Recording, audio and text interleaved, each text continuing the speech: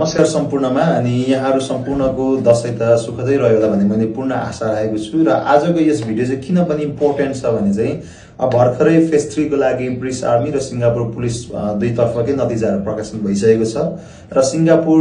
प्रति भिड्ने भाइहरुले चाहिँ यसपालि एउटा थप डकुमेन्ट पनि लगेर जानुपर्ने छ पनि अझ यो सिलेक्सनमा है। त्यसले गर्दाखेरि जुन चाहिँ डकुमेन्टको नाम हो नाता प्रमाणित, जुन चाहिँ अहिले फेरि वडा कार्यालयमै बनिन्छ र यहाँहरु पनि अहिले दशैं मनाउनको लागि गाउँमै हुन्छ होला भनेर चाहिँ मैले हतार यो भिडियो बनाएको छु र दशैं मनाइसकेर काठमाडौँ आउनु भन्दा अगावै चाहिँ त्यो चाहिँ डकुमेन्ट चाहिँ यहाँहरुले नजिकैको वडा कार्यालय आफ्नो वडा कार्यालयमा गएर चाहिँ आफ्नो परिवारमा को हुनुहुन्छ दाजुभाइ दिदीबहिनीहरु अनि बुवा आमाहरुको फोटो सहितै एउटा वडा अध्यक्षको सिफारिसमा बनिन्छ, उहाँहरुलेबाट लिएर चाहिँ डकुमेन्ट लिएर आउनु होला।